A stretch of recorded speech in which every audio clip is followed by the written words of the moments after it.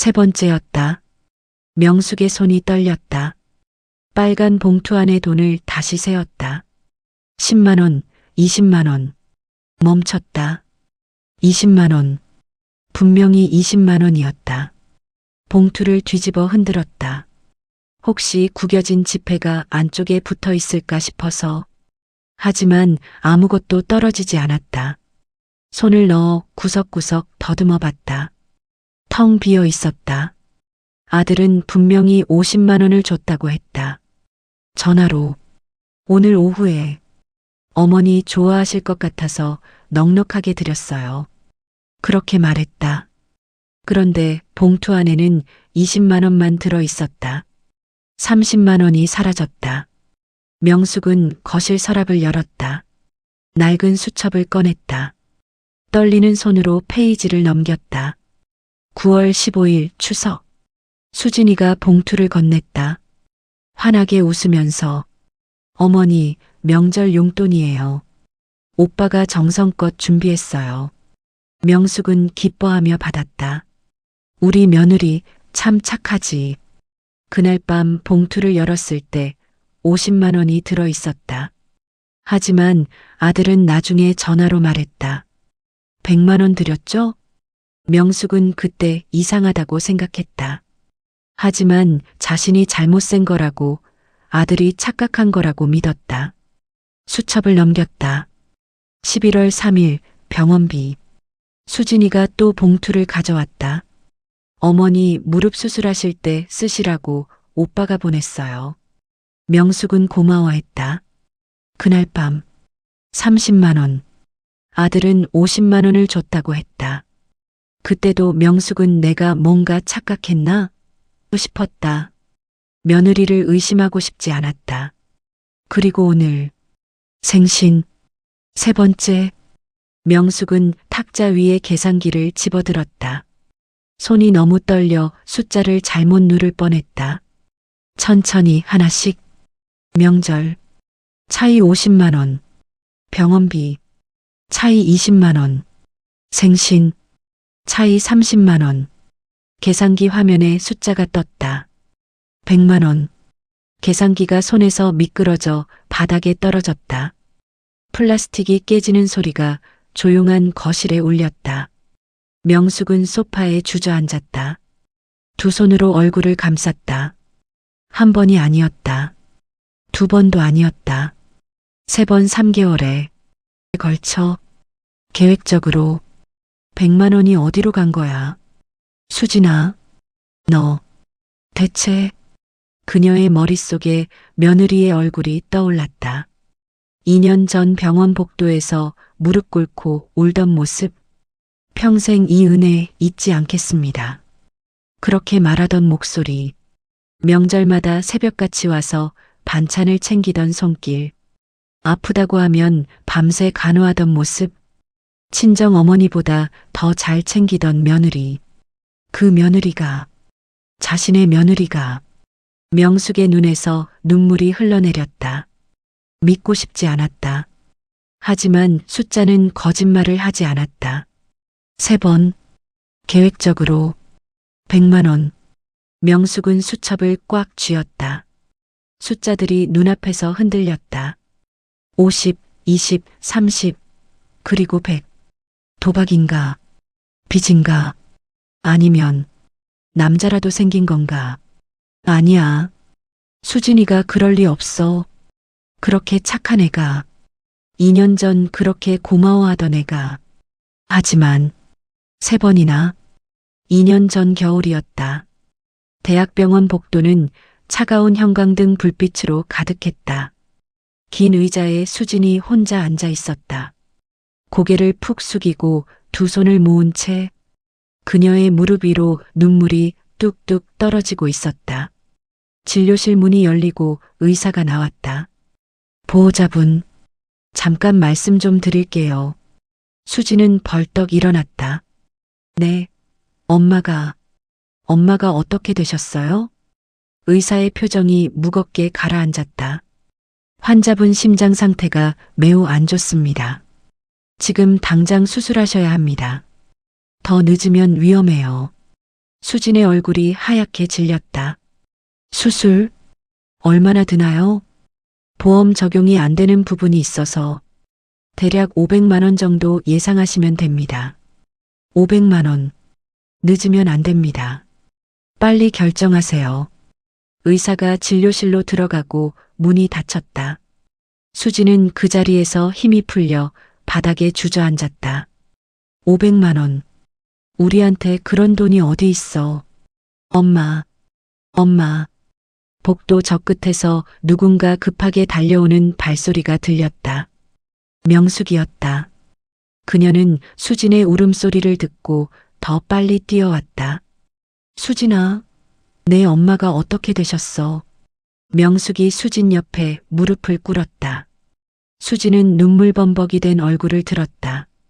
어머니, 엄마가 심장이 수술해야 하는데 500만 원이 500만 원? 저희는 그런 돈이 준호 월급으로 겨우 살림하는데 어디서 그런 돈을. 수지는 바닥에 이마를 대고 머리를 조아렸다. 어머니, 죄송하지만 제발 좀 도와주세요. 나중에 꼭 갚을게요. 제발. 명숙은 수진의 어깨를 잡고 일으켜 세웠다. 일어나, 수진아. 수진이 비틀거리며 일어섰다. 명숙은 수진의 두 팔을 꽉 잡았다. 무슨 소리야? 빌려준다는 소리 아니야. 그냥 주는 거야. 네. 명숙은 가방을 열고 봉투 하나를 꺼냈다. 묵직한 느낌이었다. 이거 내가 10년 동안 몰래 모은 적금인데 아무한테도 말 안 하고 혼자 조금씩 모은 거야. 그녀는 봉투를 수진의 손에 쥐어주었다. 수진의 손이 무게를 느끼며 떨렸다. 원래 여행 가려고 모은 건데 여행은 나중에 가면 돼. 지금은 내 엄마가 더 중요하잖아.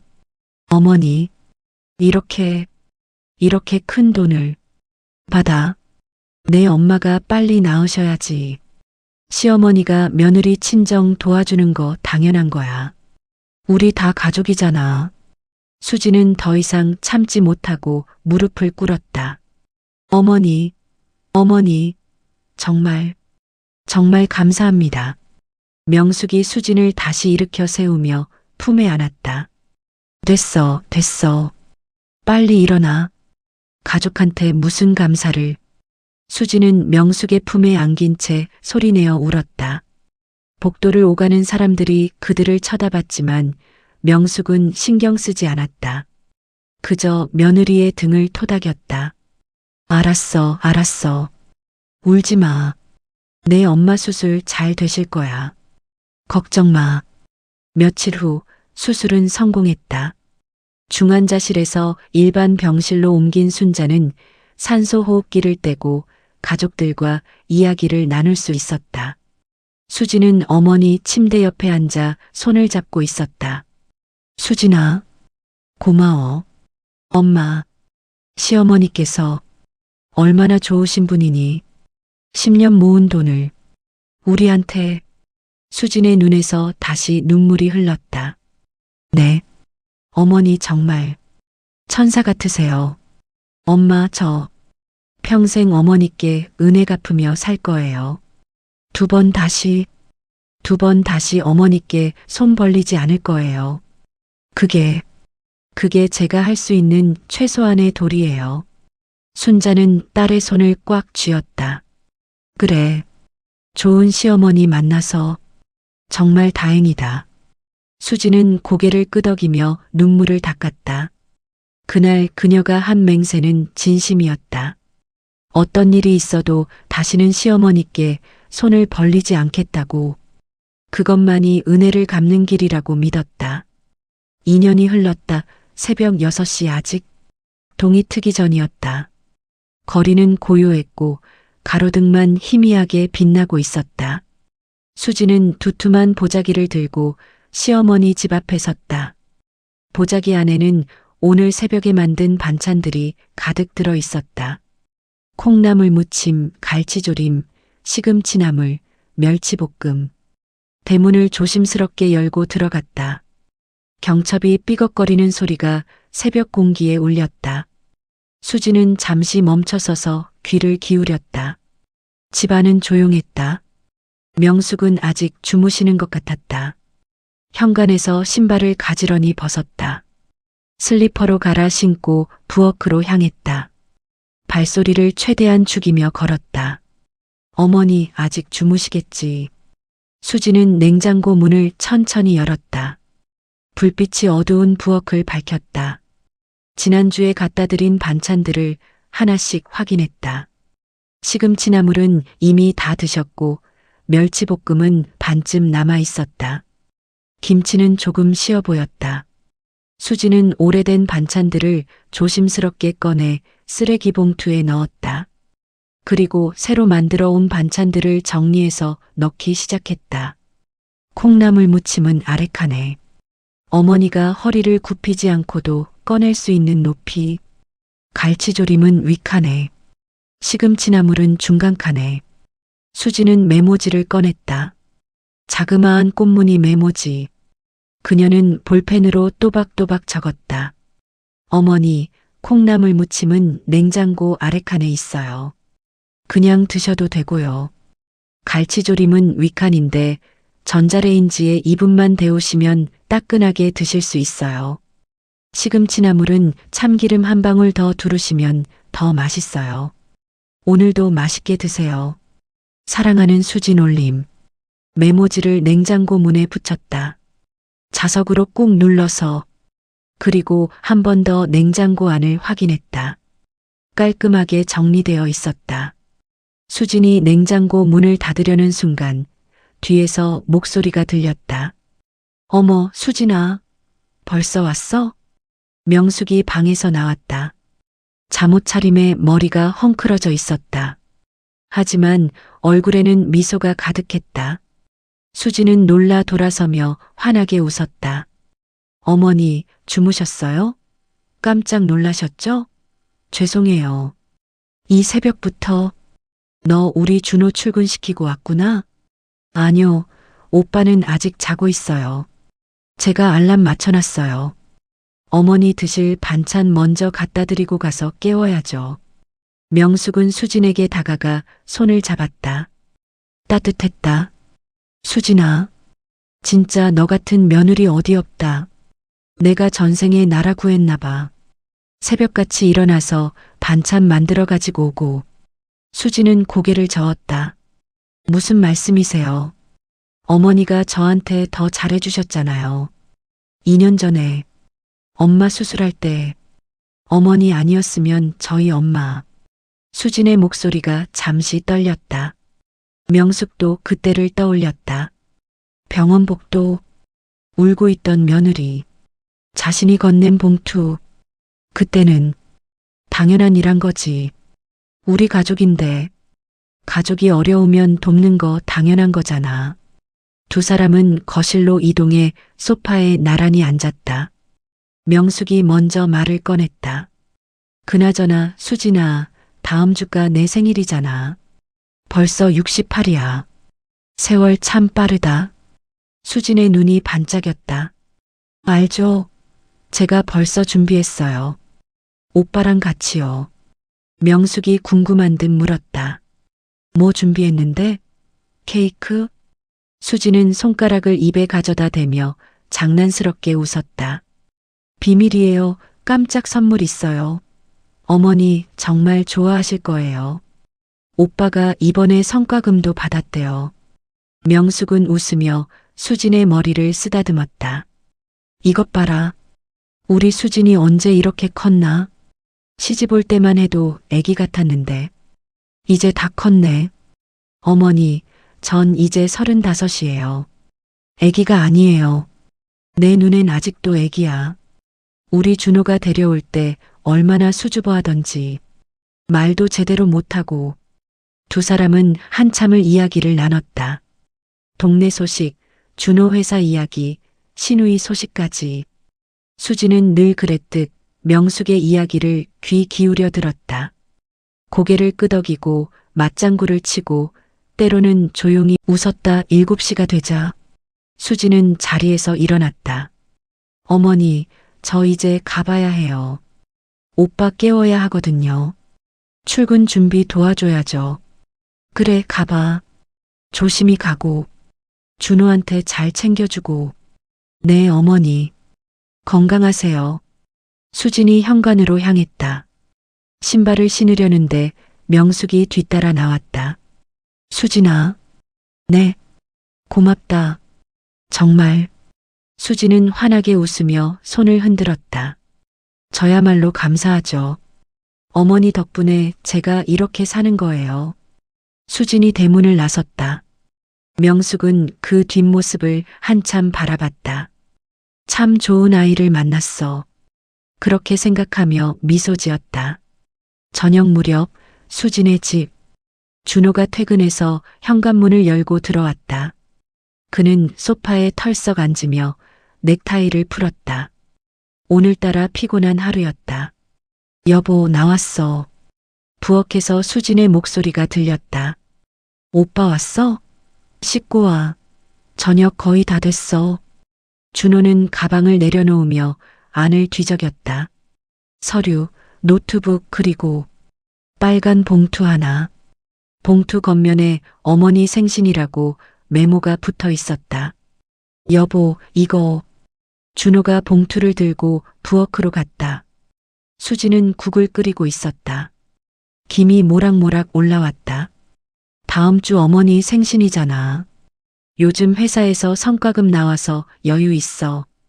50만 원 들어있으니까 꼭 드려. 어머니 좋아하실 거야. 수진이 불을 끄고 돌아섰다. 봉투를 받아들었다. 묵직했다. 손에 느껴지는 무게가 생각보다 무거웠다. 알았어.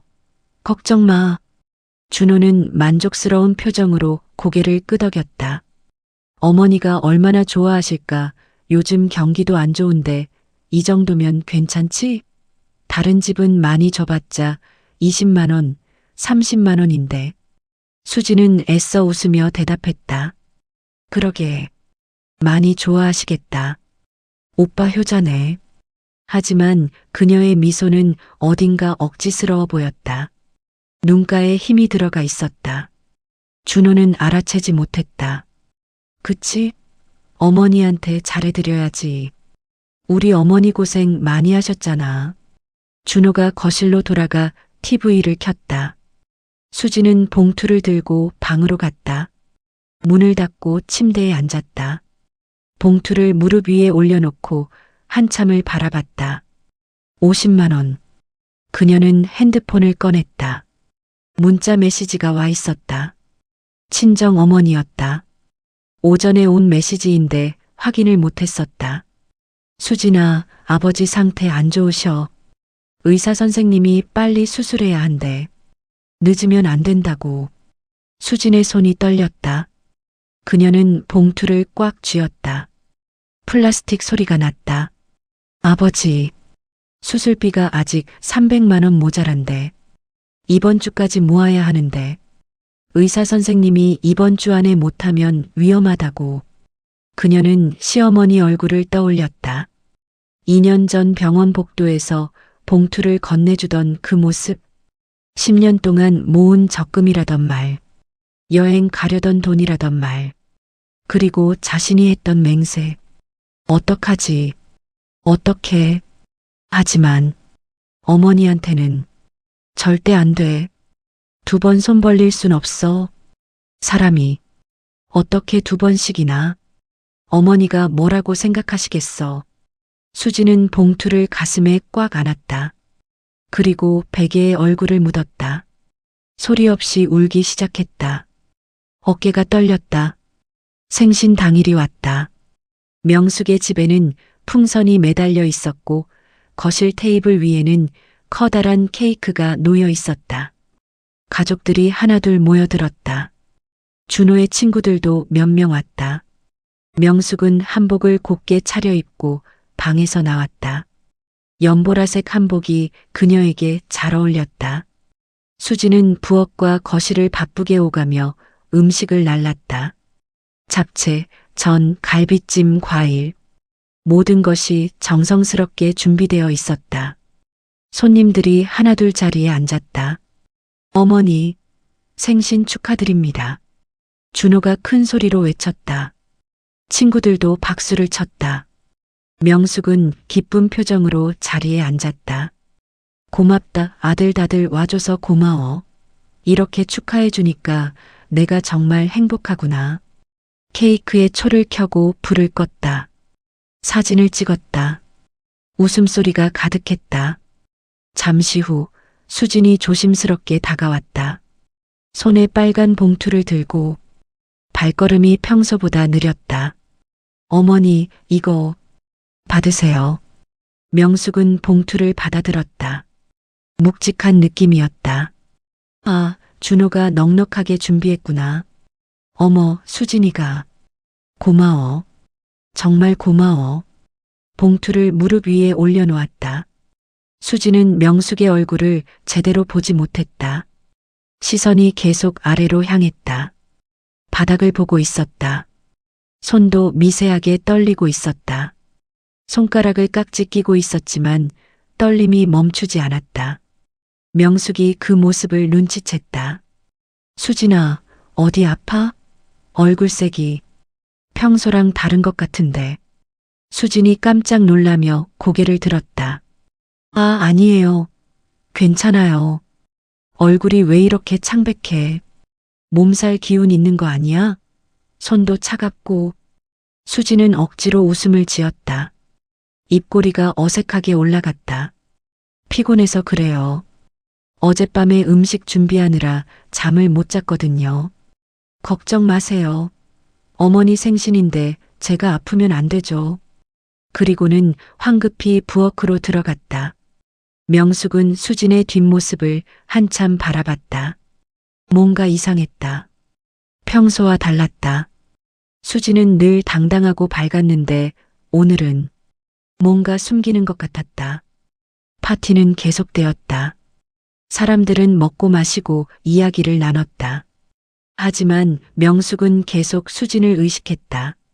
수진은 웃고 있었지만 그 웃음이 진짜가 아닌 것 같았다. 파티가 끝나고 손님들이 모두 돌아갔다. 명숙은 혼자 거실을 정리하며 설거지를 했다. 접시를 닦고 남은 음식을 정리하고 바닥을 쓸었다. 테이블 위에 봉투가 놓여 있었다. 그녀는 봉투를 집어들고 소파에 앉았다. 천천히 봉투를 열었다. 안에서 돈을 꺼냈다. 한 장씩 세기 시작했다. 10만 원, 20만 원. 손이 멈췄다. 명숙은 다시 처음부터 세었다. 천천히 확실하게. 1장, 2장, 3장, 10장, 20장. 20만 원? 준호가 50만 원 줬다고 했는데. 봉투를 뒤집어 흔들어 봤다. 안을 들여다봤다. 손을 넣어 구석구석 만져봤다. 아무것도 없었다. 세다가 틀렸나?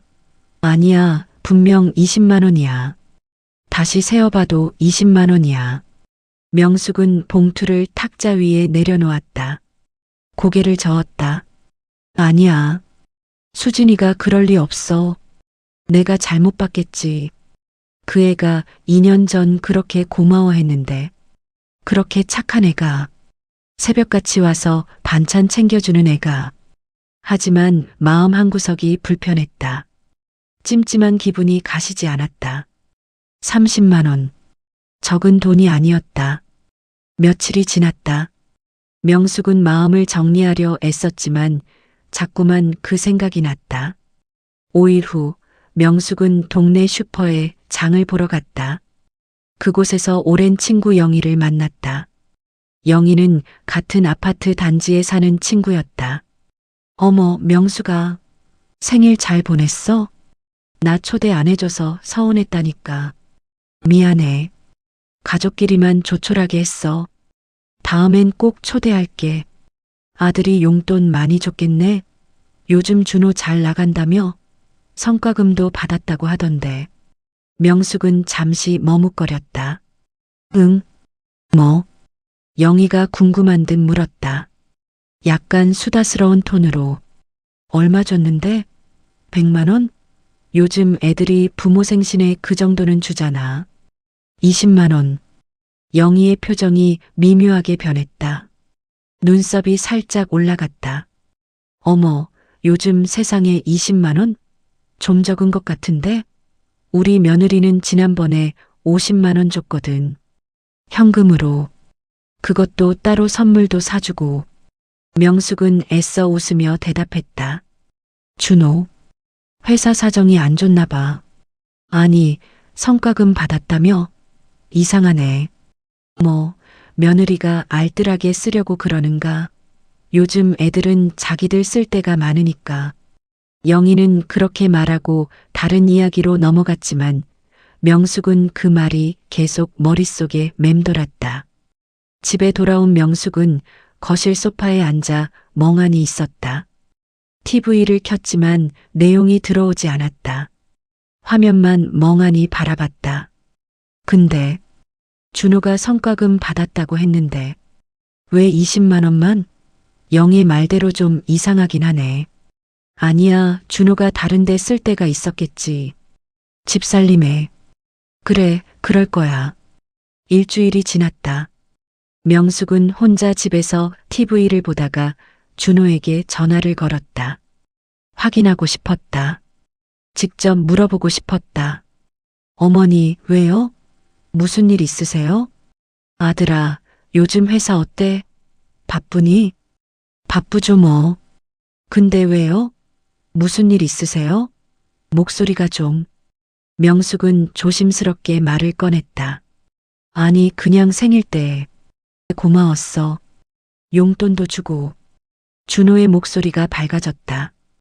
에이, 당연하죠. 50만 원 잘 받으셨죠? 어머니 좋아하실 것 같아서 좀 넉넉하게 드렸어요. 명숙은 핸드폰을 떨어뜨릴 뻔했다. 심장이 쿵 내려앉는 기분이었다. 귀가 먹먹해졌다. 뭐라고? 50만 원이요. 제가 수진이한테 줬잖아요. 빨간 봉투에 넣어서. 어머니 생신이라고 메모도 붙이고. 명숙의 목소리가 떨렸다. 응, 잘 받았어. 고마워. 성과금 받아서 여유 있거든요. 어머니한테 잘해드려야죠. 앞으로도 더 잘해드릴게요. 그래, 고맙다. 아들아, 잘 지내고. 전화를 끊었다. 명숙은 핸드폰을 든 채 그대로 굳어 있었다. 그리고 천천히 소파에 주저앉았다. 손이 떨리기 시작했다. 온몸이 떨렸다. 50만 원? 분명히 20만 원이었는데 30만 원이 어디로? 내가 잘못센 게 아니었어. 준호가 착각한 게 아니었어. 명숙은 일어나 서랍장으로 갔다. 비틀거리며 걸었다. 수첩을 꺼내 펼쳤다. 지난 기록들을 하나씩 확인했다. 손가락으로 날짜를 짚어가며 잠깐만. 명절 때도 그때도 이상했었잖아. 9월 15일 추석. 준호가 100만 원 준다고 했다. 50만 원 받음. 차이 50만 원. 명절 때도 50만 원 차이. 11월 3일 병원비. 준호가 50만 원 준다고 했다. 30만 원 받음. 차이 20만 원. 병원비. 20만 원 차이. 명숙은 탁자 위에 계산기를 집어들었다. 떨리는 손으로 숫자를 눌렀다. 몇 번이나 잘못 눌러서 다시 시작했다. 명절. 50만 원 차이. 병원비. 20만 원 차이. 생일 30만 원 차이. 합계. 계산기에 100이라는 숫자가 떴다. 100만 원이 어디로 간 거야? 수진이가. 설마 한두 번도 아니고 3번이나 계획적으로. 계산기가 손에서 미끄러져 바닥에 떨어졌다. 소리가 거실에 울렸다. 명숙은 두 손으로 머리를 감쌌다. 3번 3개월 동안. 계획적으로 100만 원. 그날 밤 명숙은 잠을 이루지 못했다. 침대에 누워 천장을 바라보며 생각에 잠겼다. 시계 초침 소리만 똑딱똑딱 들렸다. 아니야. 수진이가 그럴 리 없어. 2년 전에 장모님 도와준 것도 생각 안 하고, 그렇게 착한 애가, 그렇게 고마워하던 애가, 평생 은혜 갚겠다던 애가. 하지만 머릿속에서 의심이 자꾸 고개를 들었다. 숫자는 명확했다. 거짓말을 하지 않았다. 근데 한두 번이 아니잖아. 3번이나. 그것도 3개월 동안. 명절, 병원비, 생일 계획적으로 도박? 빚? 아니면 남자라도 100만 원이면 적은 돈도 아닌데 우리 며느리가 정말. 명숙은 이불을 뒤집어 쓰고 눈을 감았다. 하지만 잠은 오지 않았다. 새벽 4시까지 뒤척이다가 겨우 잠이 들었다. 그리고 악몽을 꾸었다. 다음 날 아침 명숙은 일부러 수진의 집을 방문하기로 했다. 확인하고 싶었다. 100만 원이 어디로 갔는지, 혹시 집에 새로 산 물건이 있는지, 명품 가방이나 비싼 옷이 있는지. 아파트 초인종을 눌렀다. 잠시 후 수진이 문을 열었다. 어머니, 어쩐 일이세요? 수진은 놀란 표정이었다. 평소와 달리 시어머니가 예고 없이 찾아온 것은 처음이었다. 손에 행주를 들고 있었다. 설거지를 하던 중이었던 모양이다. 그냥 지나가다가 며느리 얼굴도 보고 싶고. 명숙이 안으로 들어왔다. 수진은 황급히 거실을 정리했다. 소파 위에 널려있던 빨래를 재빨리 방으로 옮겼다. 앉으세요, 어머니. 차 드릴게요. 아니야, 괜찮아. 그냥 잠깐 들렀어. 명숙은 거실을 천천히 둘러봤다. 눈을 크게 뜨고 구석구석 살폈다. 새 가전제품이 있나, 명품 가방이나 옷이 있나 찾았다. 하지만 아무것도 보이지 않았다. 오히려 소파는 낡아 있었고 TV도 오래된 것이었다. 벽지도 군데군데 벗겨져 있었다. 수진아, 요즘 뭐 샀어? 옷이나 가방이나? 수진이 순진한 표정으로 대답했다. 네, 아무것도 안 샀는데요. 요즘 사는 게 어디 있어요? 옷이나 가방이나. 여자들 좋아하잖아. 그런 거. 화장품이라도. 어머니, 무슨 말씀이세요? 저 요즘 장도 줄이고 알뜰하게 사는데요. 화장품도 세일할 때만 사고요. 명숙은 계속 수진을 관찰했다. 표정, 눈빛, 몸짓. 아니, 준호가 월급 많이 주잖아. 너도 좀 사고 그래. 젊을 때 꾸미고 다녀야지. 수진은 쓸쓸하게 웃었다. 오빠 월급으로 겨우 살림하는데요. 뭘 사요? 요즘 물가도 비싸서 마트 가면 깜짝 놀라요. 계란값이 얼마나 올랐는지. 명숙은 수진의 표정을 자세히 살폈다. 뭔가 숨기는 듯했다. 눈빛이 불안해 보였다. 시선이 자꾸 다른 곳으로 향했다. 명숙과 눈을 마주치지 못했다. 그날 저녁 준호가 퇴근했다. 그는 거실에서 TV를 보고 있었다. 뉴스를 보고 있었다. 수진은 부엌에서 설거지를 하고 있었다. 갑자기 수진의 핸드폰이 울렸다. 진동 소리. 수진은 황급히 핸드폰을 집어들고 확인했다. 화면을 보고 표정이 굳었다. 그리고 부엌을 나와 거실로 갔다가 준호가 있는 것을 보고는 다시 방으로 들어갔다. 준호는 그 모습을 보았다. 이상했다. 왜 방으로 들어가서 전화를 받지? 평소엔 거실에서도 받았는데.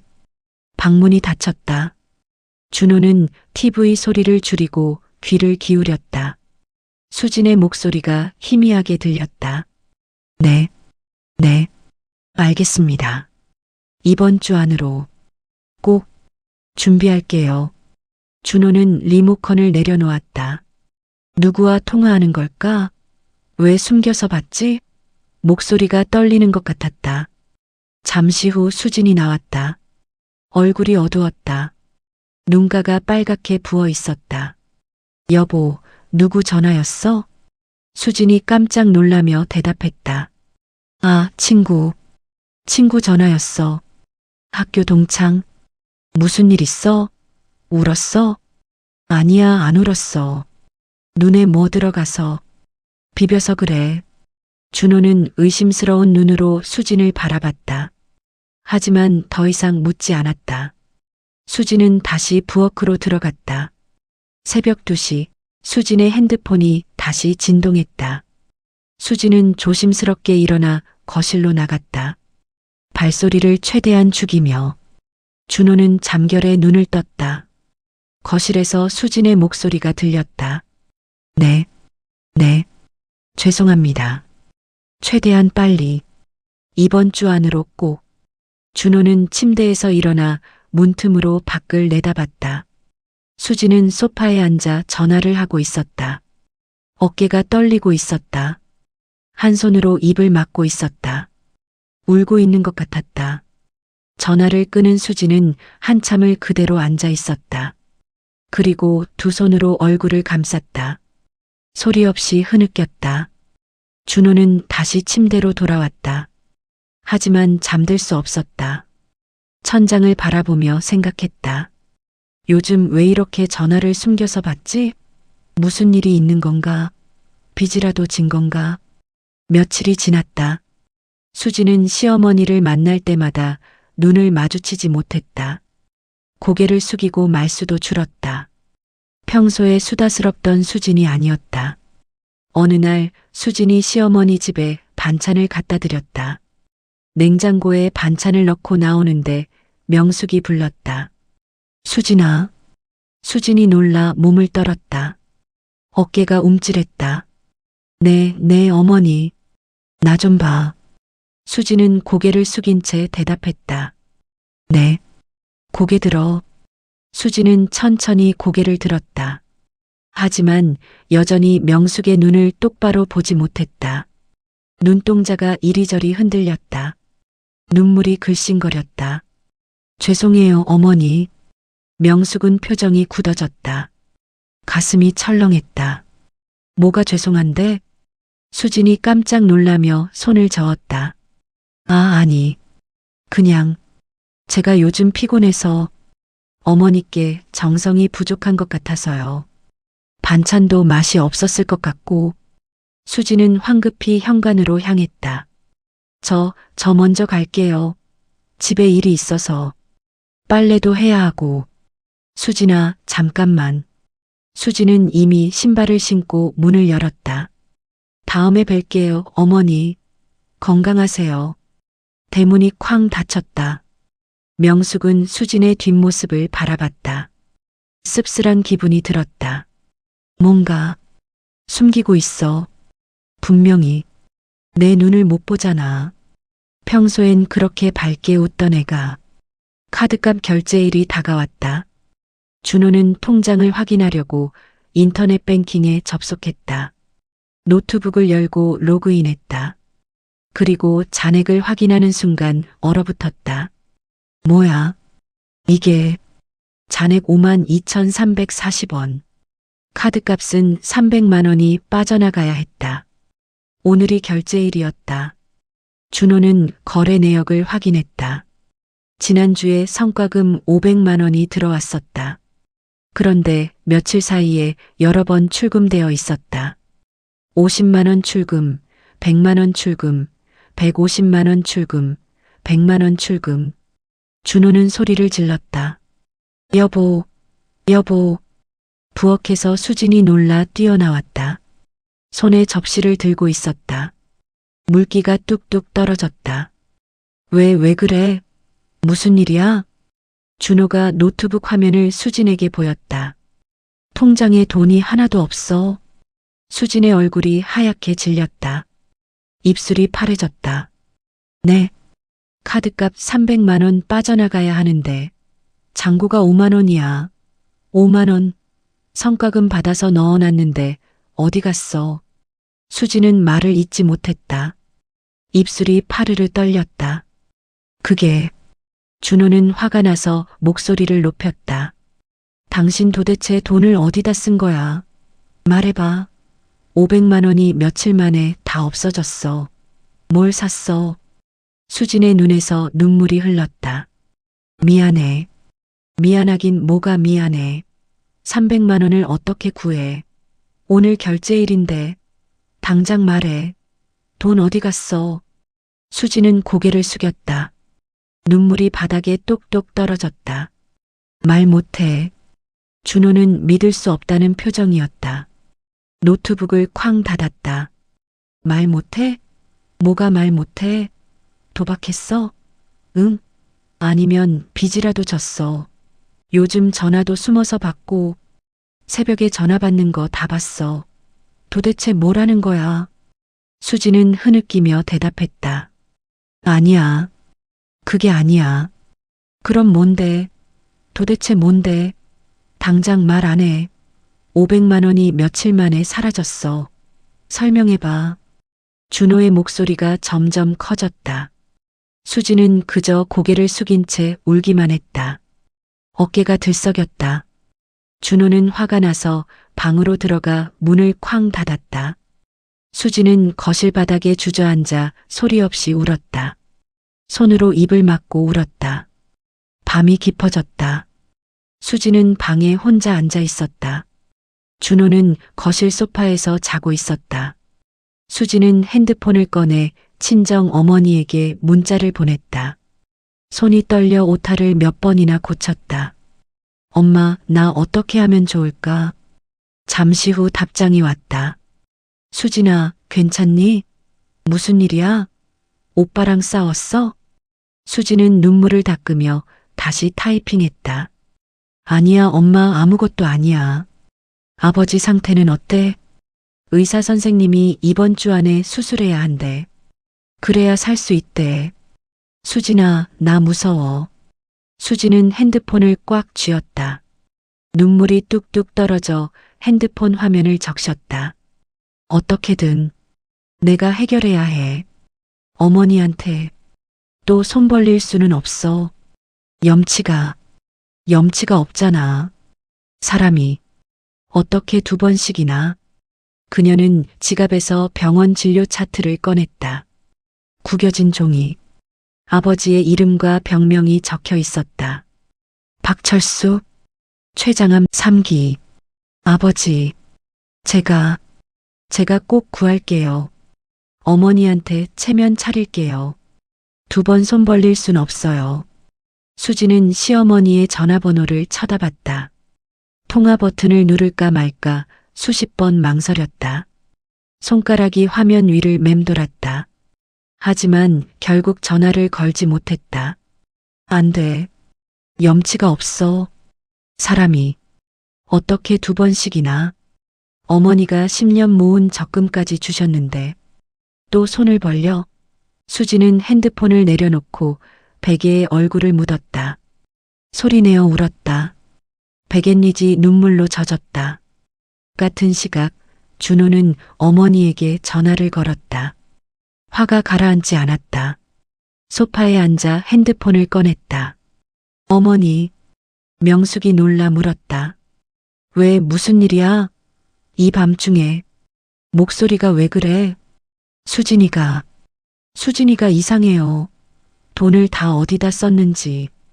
통장이 텅 비었어요. 500만 원이 며칠 만에 다 없어졌어요. 명숙의 목소리가 조심스러워졌다.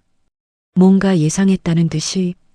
아들아, 혹시 수진이가 명품이나 그런 거 사지 않았어? 아니요. 아무것도 없어요. 집에 새로 산 게 하나도 없어요. 확인했어요. 그럼 빚이라도 빚쟁이가 찾아온다든지. 준호는 답답한 목소리로 말했다. 모르겠어요. 아무 말도 안 해요. 전화도 숨겨서 받고 새벽에도 전화 받고. 도대체 뭘 숨기는 건지. 어머니, 저 어떻게 하면 좋아요? 카드값도 못 내겠어요. 명숙은 한숨을 쉬었다. 아들아, 조심해. 준호가 의아해했다. 네, 조심하라니요? 무슨 말씀이세요? 요즘 세상이 어떤 세상인지 모르잖아. 사람 마음도 변하고 아무리 며느리라지만 너무 믿으면 안 돼. 혹시 모르니까. 어머니, 무슨 말씀이세요? 수진이가? 명숙은 잠시 망설이다가 말했다. 아무것도 아니다. 그냥 조심하라는 거야. 너무 늦기 전에 확인해봐. 통장 내역도 자세히 보고. 네, 알겠습니다. 전화를 끊고 명숙은 침대에 앉았다. 복잡한 마음이었다. 며느리를 의심하고 싶지 않았다. 하지만 모든 상황이 의심스러웠다. 100만 원. 통장도 텅 비고 전화도 숨겨서 받고 도대체 뭐라는 거야, 수진아. 너 정말. 한편 수진은 거실 소파에 혼자 앉아 있었다. 준호가 방으로 들어간 후였다. 창밖으로 비가 내리기 시작했다. 빗방울이 유리창을 두드렸다. 천둥 소리가 들렸다. 어머니께 뭐라고 설명하지. 2년 전에 그렇게 도와주셨는데 또 손 벌릴 순 없어. 사람이 어떻게 2번씩이나. 어머니가 얼마나 실망하시겠어. 그녀는 핸드폰을 다시 꺼냈다. 병원에서 온 문자가 있었다. 오후에 온 것인데 확인을 못했었다. 박철수 환자 보호자님, 수술 예정일이 3일 남았습니다. 수술비 미납 시 일정이 취소될 수 있습니다.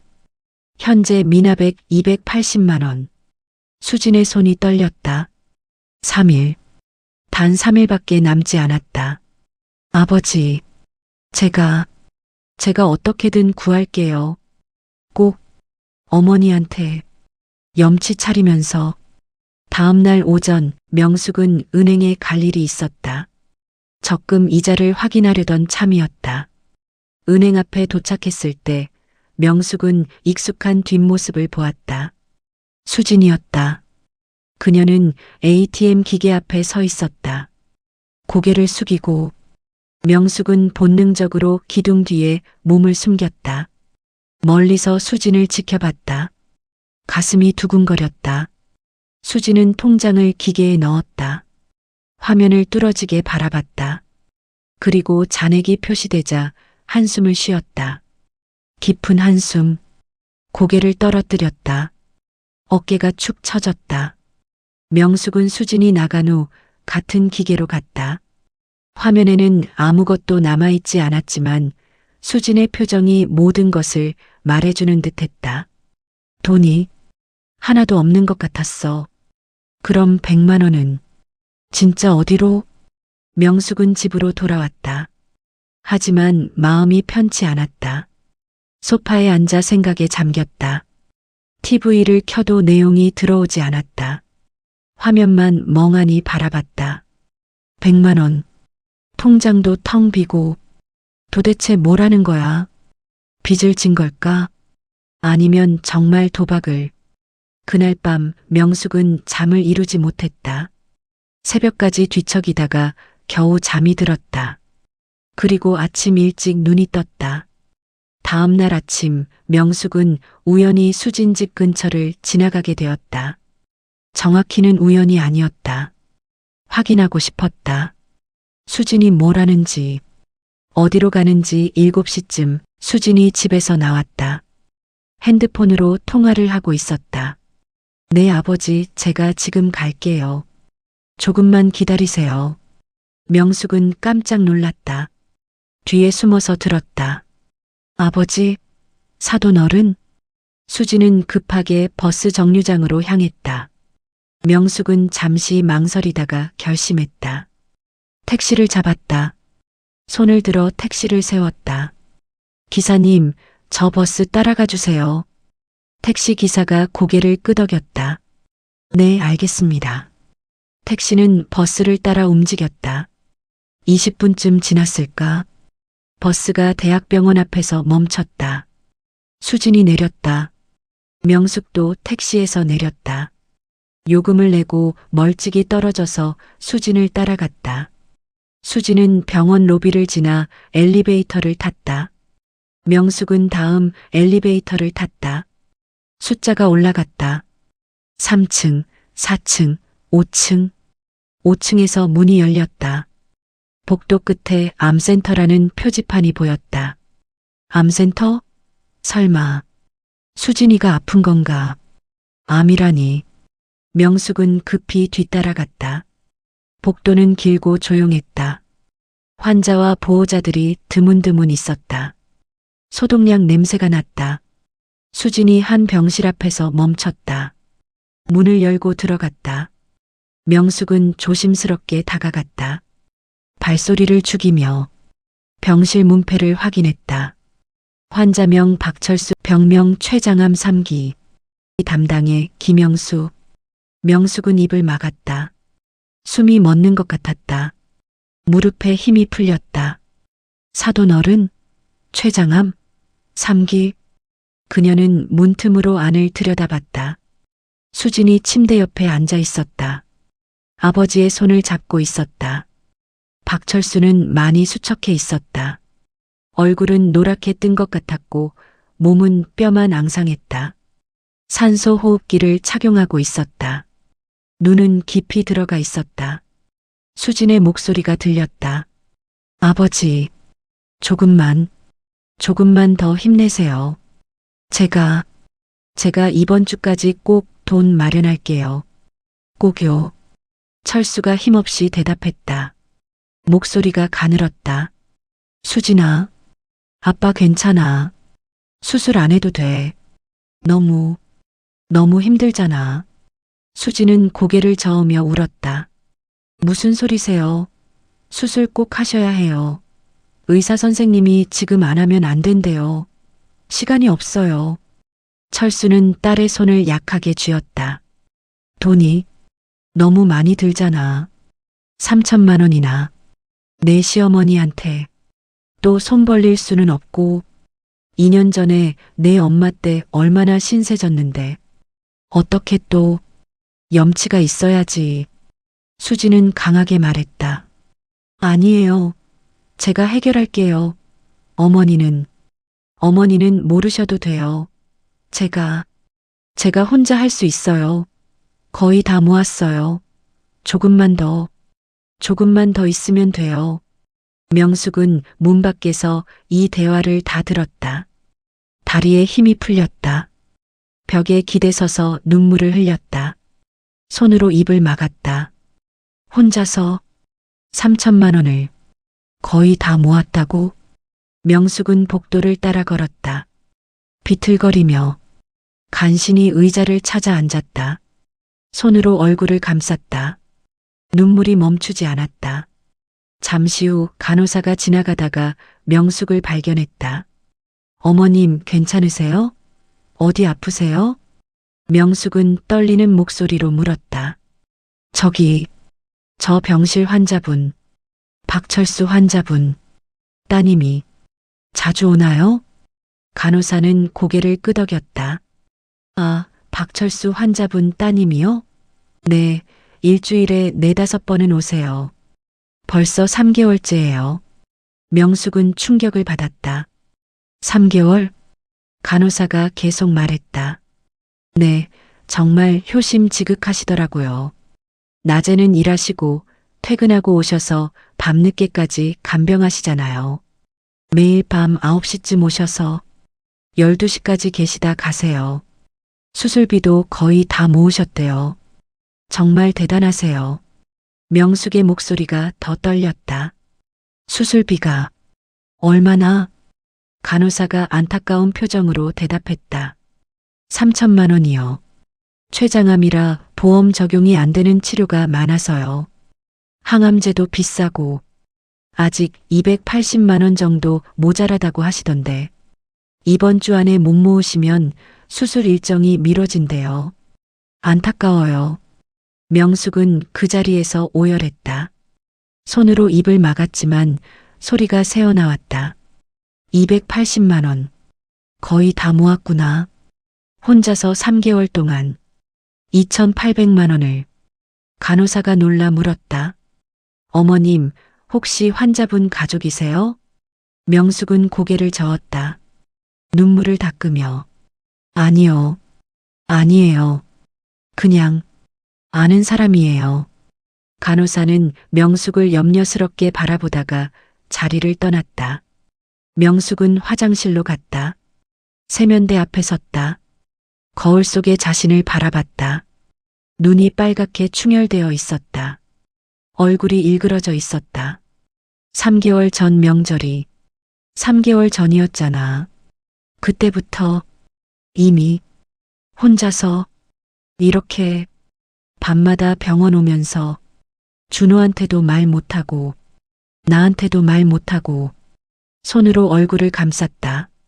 100만 원. 내가 의심한 그 100만 원이 장인어른 목숨을 살리는 돈이었어. 그 애가 아버지 살리려고 혼자서 밤마다 병원 오면서 퇴근하고 매일 3개월 동안 명숙은 바닥에 주저앉아 흐느꼈다. 타일 바닥이 차가웠다. 내가 뭔 짓을 한 거야. 2년 전에 도와줬다고, 10년 모은 적금 줬다고, 그 아이가 2번 손 벌리기 얼마나 힘들었을까. 혼자 이렇게 버텨왔구나. 퇴근하고 매일 밤 병원 오면서 남편한테도 말 못하고, 나한테도 말 못하고, 염치 차린다고, 염치. 그녀는 한참을 울었다. 복도를 오가는 사람들의 발소리만 들렸다. 그리고 천천히 일어났다. 세면대에서 물로 얼굴을 씻었다. 거울을 다시 봤다. 눈은 여전히 빨갛지만 결심이 서 있었다.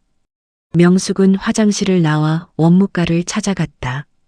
직원이 미소를 지으며 맞았다. 무엇을 도와드릴까요? 박철수 환자 보호자입니다. 수술비 얼마나 남았나요? 직원이 컴퓨터를 확인했다. 키보드를 두드리는 소리. 잠시만요. 박철수 환자분. 네, 280만 원 남아 있습니다. 명숙은 단호하게 말했다. 제가 지금 낼게요. 직원이 놀라 물었다.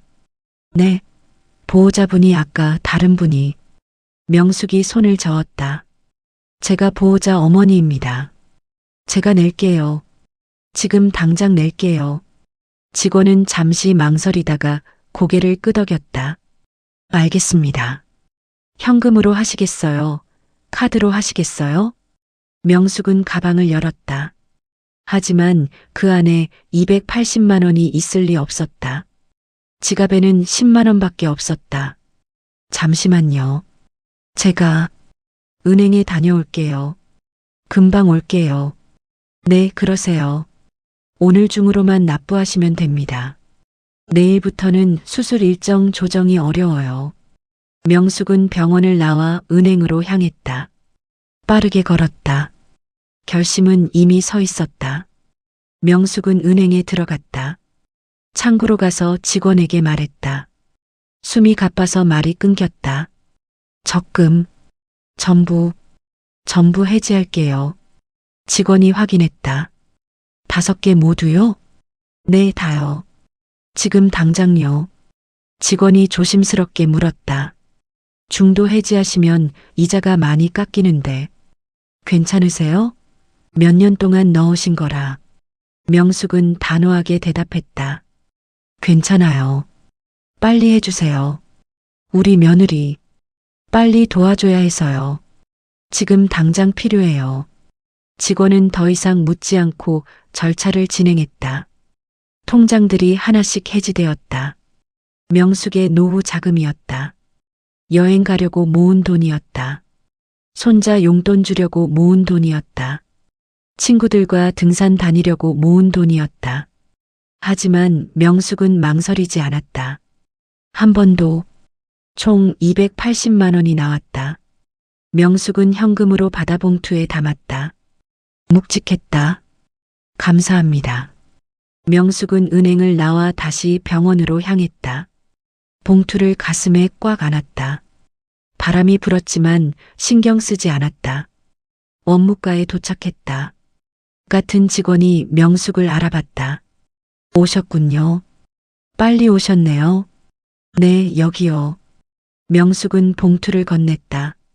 직원이 돈을 확인하고 영수증을 출력했다. 네, 확인했습니다. 280만 원 정확히 납부되었습니다. 이제 수술 가능하십니다. 환자 보호자분께 연락드릴게요. 명숙이 손을 저었다. 아니요, 제가 직접 전하고 싶어요. 연락하지 마세요. 제가 직접 말할게요. 직원은 고개를 끄덕였다. 알겠습니다. 수술은 내일 오전 9시로 예정되어 있습니다. 명숙은 5층 병실로 다시 올라갔다. 복도를 천천히 걸었다. 박철수의 병실 앞에 섰다. 심호흡을 했다. 그리고 문을 열려는 순간 병실 문이 안에서 열렸다. 수진이 나오다가 명숙과 마주쳤다. 어머니. 수진의 얼굴이 하얗게 질렸다. 입술이 파래졌다. 손에 들고 있던 가방이 떨어질 뻔했다. 명숙은 수진을 바라봤다. 눈물이 글썽였다. 수진아. 수진은 당황해서 말을 더듬었다. 어쩐 일이세요? 여기. 왜? 어떻게? 명숙은 수진의 손을 잡았다. 차가웠다. 떨리고 있었다. 수진아. 미안해. 수진의 눈에서 눈물이 쏟아졌다. 네. 복도에는 그들 둘뿐이었다. 명숙은 수진을 일으켜 세우려 했지만 수진은 계속 고개를 숙이고 있었다. 수진아, 일어나. 여기 사람들 지나다니잖아. 수진은 천천히 일어섰다. 하지만 여전히 명숙의 얼굴을 보지 못했다. 눈물이 멈추지 않았다. 명숙은 수진의 손을 잡고 복도 끝 작은 상담실로 갔다. 문을 닫고 둘이 앉았다. 작은 방, 테이블 하나와 의자 2개. 어머니, 죄송합니다. 제가 씻을 수 없는 죄를 거짓말하고 돈 빼돌리고 어머니 속이고. 명숙은 고개를 저었다. 무슨 소리야? 수진은 목이 메어 말을 잇지 못했다. 잠시 숨을 고르고 다시 말을 시작했다. 어머니께서 2년 전에 엄마 심장병 때 그렇게 도와주셨잖아요. 10년 모은 적금까지 주시면서 여행 가려던 돈을 우리한테 500만 원을. 명숙은 조용히 듣고 있었다. 그때 얼마나 감사했는지. 평생 은혜 갚으며 살겠다고 다짐했는데. 그런데 수진의 목소리가 떨렸다. 아버지가 암이라는 걸 알았을 때 머릿속이 하얘졌어요. 췌장암 3기 3천만 원. 보험도 안 되고 우리한테 그런 돈이 어디 있어요. 준호 월급으로 겨우 살림하는데. 명숙은 수진의 손을 꽉 잡았다. 그래서 어머니한테 또 손 벌릴 수가 없었어요. 한 번도 아니고 2번씩이나. 그게 염치가 어디 있어요. 수진은 두 손으로 얼굴을 감싸고 울었다. 2년 전에 그렇게 도와주셨는데 또 손을 벌려? 어머니가 뭐라고 생각하시겠어요. 이 집은 우리를 돈줄로 생각하나 그렇게 생각하시겠죠. 한 번도 아니고 2번이나 손 벌리네. 수진은 계속 말했다. 눈물 범벅이 된 얼굴로. 그래서 혼자 해결하려고 오빠가 어머니께 드리라고 준 돈에서 조금씩 어머니 몰래 빼돌렸어요. 50만 원, 20만 원, 30만 원. 죄송합니다. 정말 죄송합니다. 저 같은 며느리 용서 못 받을 거 알아요. 명숙은 수진의 얼굴을 두 손으로 감싸 쥐었다. 야, 이 바보야. 수진이 눈물 범벅인 얼굴로 명숙을 바라봤다. 어머니. 명숙의 눈에도 눈물이 고였다. 그게 뭐가 염치 없어. 내 부모면 우리 다 같은 가족이지. 수진은 고개를 저었다. 하지만 2번씩이나. 한 번도 아니고. 명숙은 수진을 꽉 껴안았다. 가족이 어려울 때 돕는 게 당연한 거야. 엄마가 2번 돕든 3번 돕든 그게 뭐가 어때? 10번이라도 돕는 게 가족이야. 20번이라도. 수지는 명숙의 품에서 소리내어 울었다. 그동안 참았던 모든 것이 터져나왔다.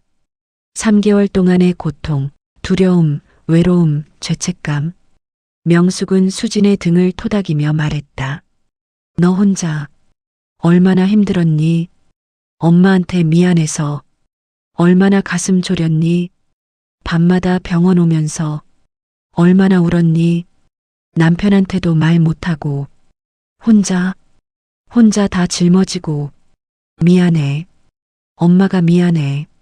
너 믿지 못하고 의심하고 도박이니 빚이니 남자 생겼나? 그런 생각하고 아들한테 조심하라고까지 했어. 정말 미안해. 수지는 고개를 저으며 말했다. 아니에요. 제가 잘못했어요. 제가 말씀드렸어야 했는데 숨기고 거짓말하고 어머니 속이고. 명숙은 수진을 떼어놓고 얼굴을 마주봤다. 아니야.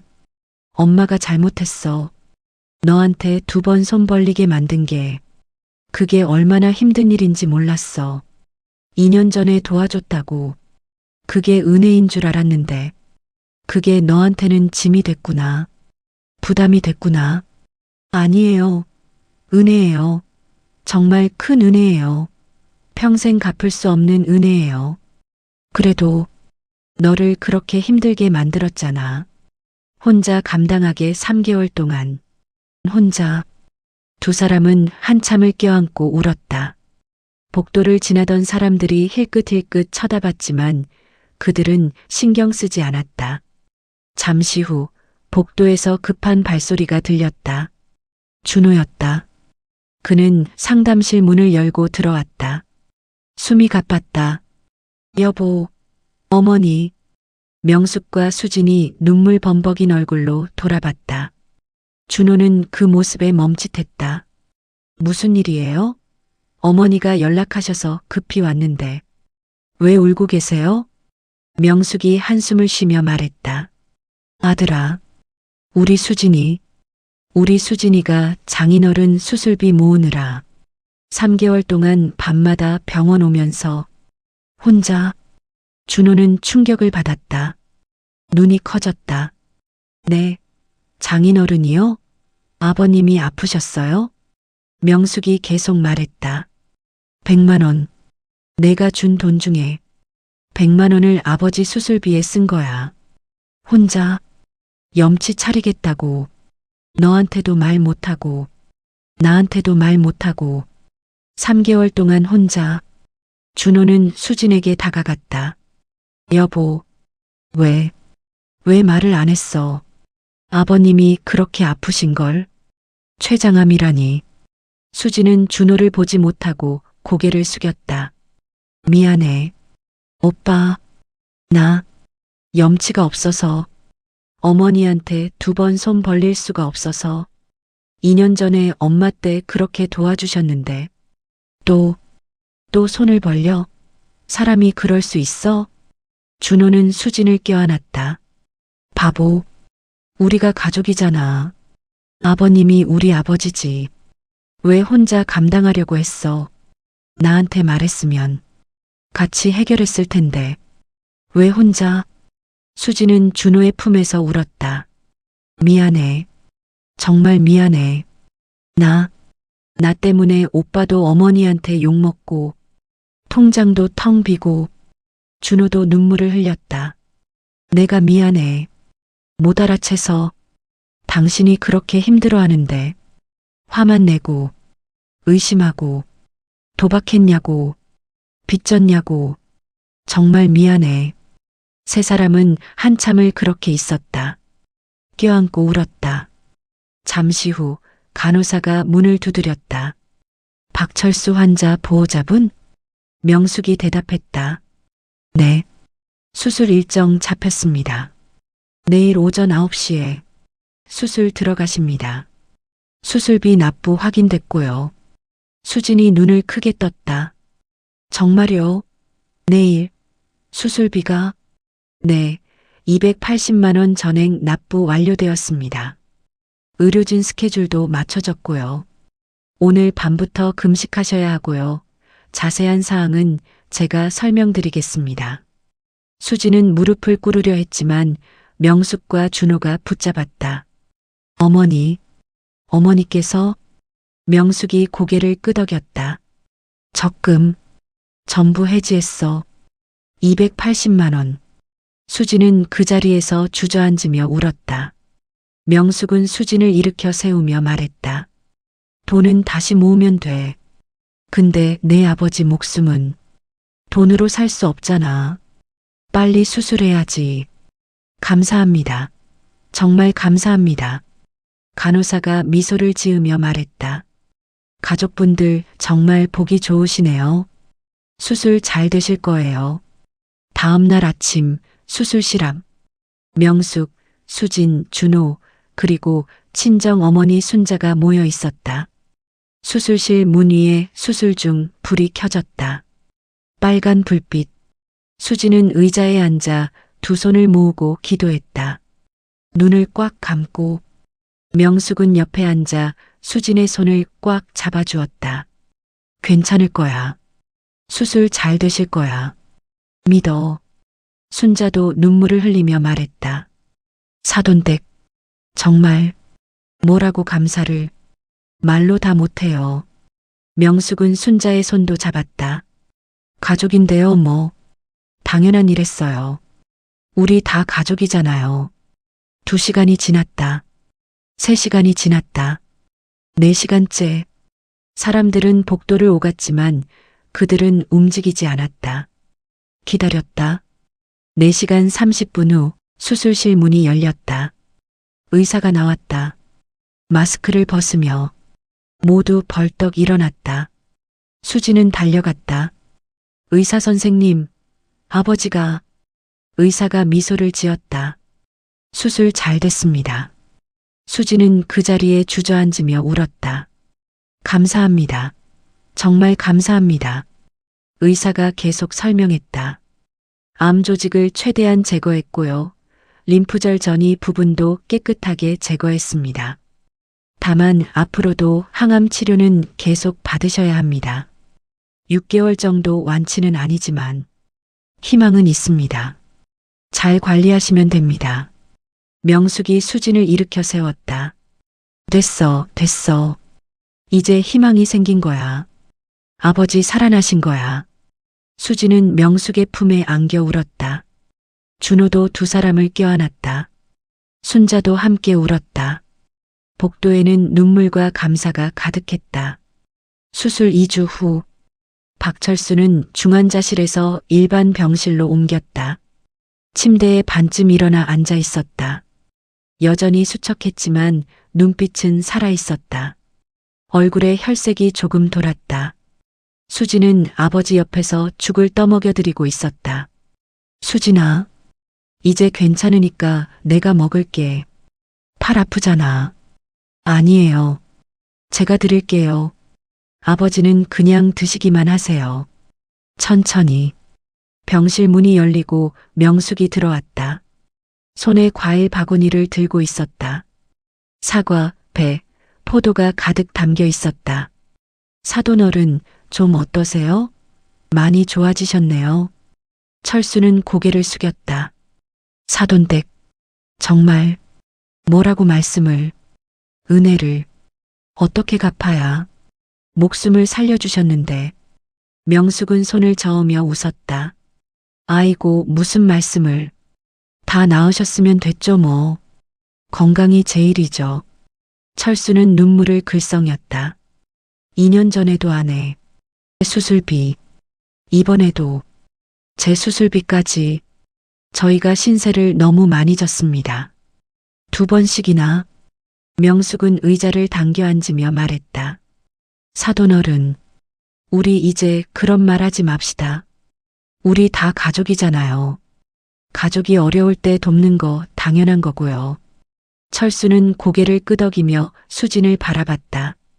사돈댁 같은 분이 어디 있겠습니까? 정말 살아생전 은혜 못 잊겠습니다. 우리 수진이가 정말 복 받았어요. 명숙은 진지한 표정으로 말했다. 됐어요. 그냥 몸조리 잘하세요. 의사 선생님이 앞으로도 항암 치료 계속 받으셔야 한대요. 힘드시겠지만 이겨내셔야죠. 가족들이 다 기다리고 있잖아요. 철수는 힘주어 대답했다. 네. 열심히 치료받겠습니다. 우리 수진이도 있고, 저도 있고, 이제 다시 살아야죠. 손자들 얼굴도 봐야 하고, 3주가 지났다. 철수는 퇴원했다. 명숙의 집에서 가족 모임이 열렸다. 큰 식탁에 음식이 가득했다. 김치찌개, 불고기, 잡채, 나물들, 전. 철수, 순자, 수진, 준호, 명숙이 둘러앉았다. 철수는 많이 회복되었지만 아직 천천히 움직였다. 걸을 때 조심스러웠다. 얼굴에는 미소가 있었다. 자, 다들 많이 드세요. 오늘은 우리 장인어른 퇴원 축하하는 날이에요. 준호가 밝게 외쳤다. 순자가 명숙에게 말했다. 사돈댁, 정말 고맙습니다. 우리 영감이 살아난 게 다 사돈댁 덕분이에요. 저희가 뭘로 이 은혜를 갚아야. 명숙은 겸손하게 웃었다. 아유, 무슨 말씀을요. 당연한 일한 거죠. 사돈어른 건강하신 게 제일이죠. 준호가 밝게 말했다. 아버님, 이제 많이 괜찮으세요? 철수는 고개를 끄덕였다. 응, 많이 좋아졌어. 의사 선생님이 수술 정말 잘 됐다고 하시더라. 앞으로 꾸준히 치료만 받으면 된대. 항암도 잘 받고 있고. 수지는 눈물을 글썽이며 말했다. 아버지, 정말 다행이에요. 정말. 철수는 딸의 손을 잡았다. 수진아, 너 혼자 얼마나 힘들었니? 엄마한테도 말 못하고 3개월 동안. 순자가 놀라 물었다. 뭐, 그게 무슨 소리야? 3개월? 수지는 고개를 숙였다. 엄마, 명숙이 설명했다. 사돈댁은 모르셨구나. 수진이가 3개월 동안 혼자 수술비 모으느라 밤마다 병원 오면서. 순자는 충격을 받았다. 수저를 떨어뜨렸다. 3개월? 수진아, 너 엄마한테도 숨긴 거야? 왜? 수지는 고개를 끄덕였다. 엄마 심장 안 좋으신 거 아는데 또 걱정 끼치고 싶지 않아서. 그리고 또 어머니께 손 벌리는 거 엄마가 알면 가슴 아파하실까 봐. 순자는 딸을 껴안으며 울었다. 이 바보야. 그래도 엄마한테는 말했어야지. 혼자 얼마나 무서웠니? 명숙이 말했다. 우리 수진이가 혼자 다 감당하려고 했어요. 어머니한테 2번 손 벌리기 싫어서 염치를 지키겠다고. 철수는 고개를 숙였다. 염치를 차리려고. 명숙은 수진을 바라보며 말했다. 그게 바로 우리 수진이가 대단한 거예요. 염치 않은 사람이 요즘 세상에 몇이나 되겠어요. 우리 수진이가 진짜 착한 아이예요. 준호가 수진의 어깨를 감싸며 말했다. 여보, 정말 고생했어. 나도 몰라서 미안해. 화내고, 의심하고. 수진은 고개를 저었다. 아니야. 내가 말을 안 했으니까. 오빠 잘못 아니야. 명숙이 다정하게 말했다. 수진아. 수진이 명숙을 바라봤다. 네, 어머니. 앞으로는 절대 혼자 끙끙 앓지 마. 힘든 일 있으면 바로 말해. 알겠지? 약속해. 수지는 눈물을 흘렸다. 하지만 어머니께 자꾸 손을 벌리는 게 염치가. 명숙은 단호하게 말했다. 가족한테 염치고 뭐고 없어. 도움 필요할 때 도움 받는 게 가족이야. 그게 사랑이고 그게 가족이야. 알겠어? 수지는 고개를 끄덕였다. 네, 어머니, 감사합니다. 정말. 명숙은 미소를 지었다. 자, 이제 밥 먹자. 식기 전에 먹어야지. 다들 많이 드세요. 준호가 밝게 외쳤다. 아버님, 건강 다 회복하시면 우리 가족 여행 가요. 제주도. 철수는 웃으며 대답했다. 그래. 그때까지 열심히 치료받아야지. 항암 6개월 남았는데. 이겨내야지. 명숙도 맞장구 쳤다.